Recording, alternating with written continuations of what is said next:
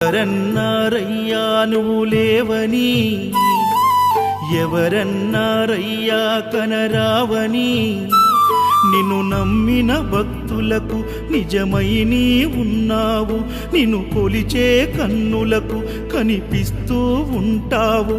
ఎవరేమన్నా అనుకున్నా నిన్ను మరవనయ్యా.